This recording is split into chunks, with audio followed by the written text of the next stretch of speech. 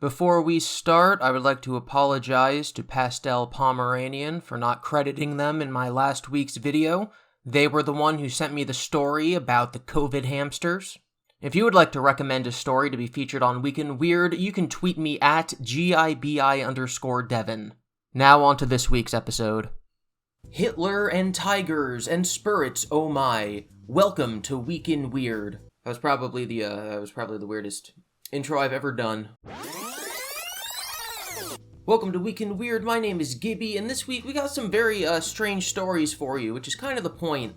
Starting off from NBC, spoiler alert, Fight Club gets a new ending in China, and the police win. So yes, actually, spoiler alert for Fight Club, it's a pretty okay movie. It's not like the greatest thing ever or anything, I don't know. A big theme of the movie is anarchy, and it ends with the main character overlooking the city before him as it explodes. He stares out the window of a building as a bunch of buildings get demolished because people who were following his cult decided that they wanted to tear down the city. Now there is a question about how much he actually wanted that to be the outcome, what his actual plans and thoughts were, but that doesn't matter. The point is, it was too late to stop it, the plan went through, and his people demolished the city. As NBC puts it, at the end of David Fincher's 1999 dystopian movie Fight Club, the narrator watches as skyscrapers explode and collapse, a symbol of the film's anarchic message, except on China's mainland. In a seemingly edited version of the movie on the Chinese streaming platform Tencent Video, the scene of the buildings falling apart is replaced by a black screen with white English writing that reads, "The police rapidly figured out the whole plan and arrested all criminals, successfully preventing the bomb from exploding." After the trial, Tyler was sent to lunatic asylum receiving psychological treatment. He was discharged from the hospital in 2012. So China literally changed the ending of the movie so that the anarchists don't win and instead the main character gets sent to an asylum. Now the irony is that's actually how the original book ended. In the book, they do go through with the demolition, but the bombs, for whatever reason, don't explode and the main character does end up in an asylum. The author of the book that the movie is based on actually took to Twitter to talk about this. "Everyone gets a happy ending in China," Palahniuk wrote in a tweet this week following news of the censored ending. "Tyler and the gang were all arrested. He was tried and sentenced to a mental asylum. How amazing! I had no idea. Justice always wins. Nothing ever exploded." The author also told TMZ, "The irony is, they've aligned the ending almost exactly with the ending of the book, as opposed to Fincher's ending," Fincher's the director of the movie, "which was the more spectacular visual ending. So in a way, the Chinese brought the movie back to the book a little bit. The strange flip side is that in many foreign markets, the publisher rewrote the novel so it would end like the film." So I thought that was funny, but I think that the funniest part is how The Hill covered this story. Fight Club author praises China's censored ending.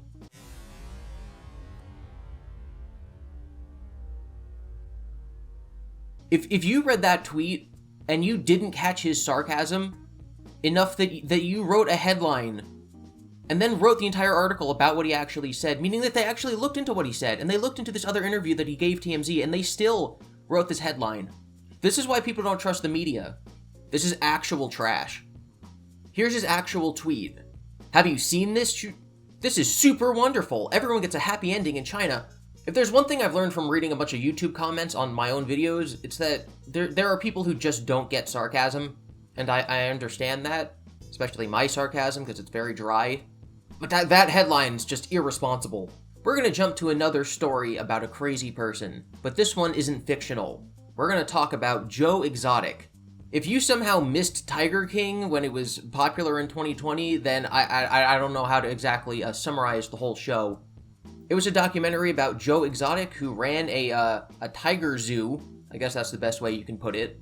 He also sold animals illegally on the side, and his zoo didn't exactly keep them in the best circumstances.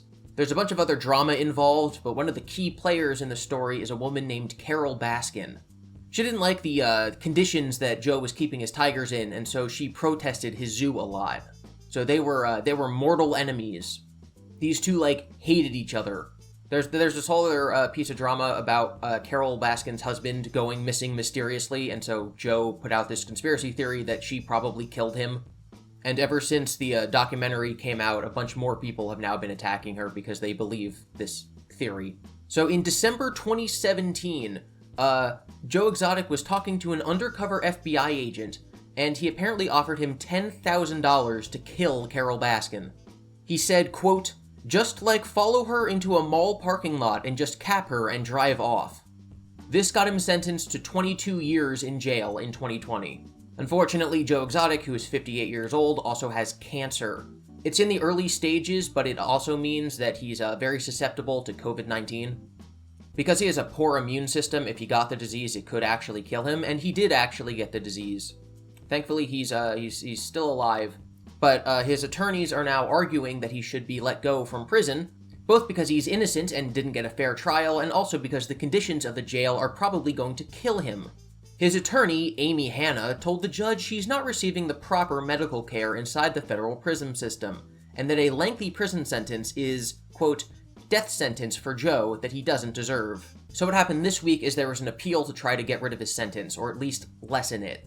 Supporters packed the courtroom, some wearing animal print masks and shirts that read, "Free Joe Exotic." His attorneys said they would appeal the resentencing and petition for a new trial. The attorney's main argument is that this was entrapment and that Joe was just kidding, but because he was kidding to an FBI agent, he got arrested.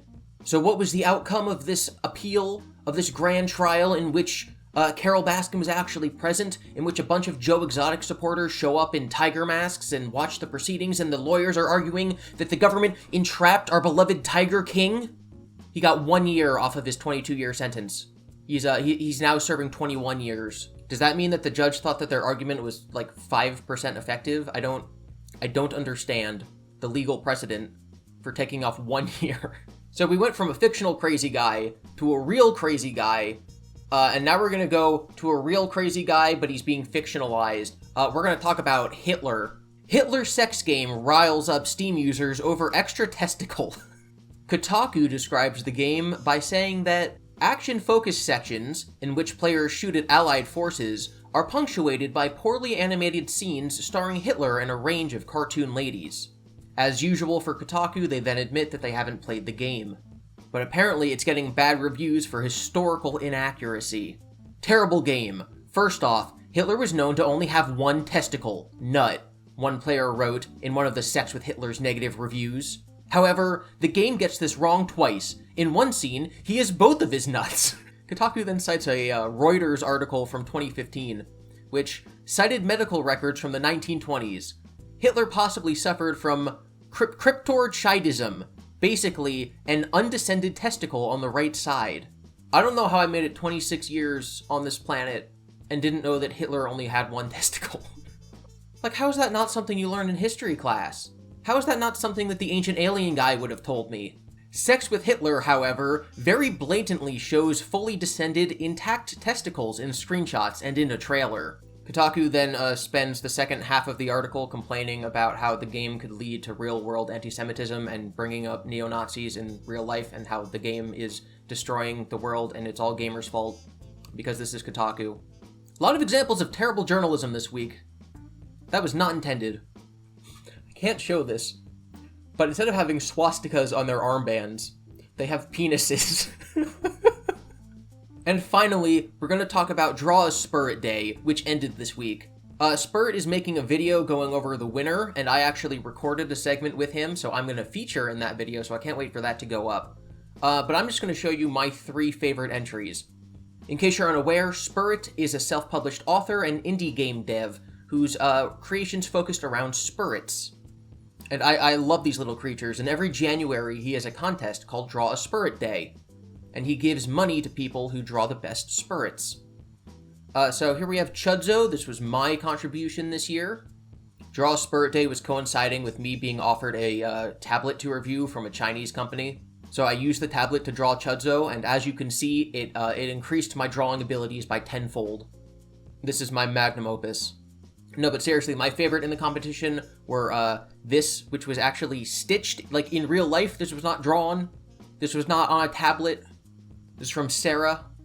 And then my absolute favorite from Shreko was this horrifying depiction of a spirit just writhing in agony, spewing black ink everywhere. It looks a little bit like Nessie.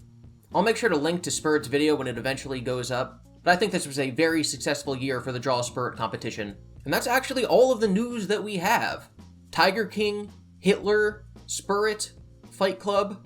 It's been a crazy month so far, and as we move into February, it's only going to get crazier. Chris Chan's hearing is on February 3rd, so I will almost certainly be talking about that next week. And for more, you can follow me on Twitter at GIBI_Devin. Thank you for watching.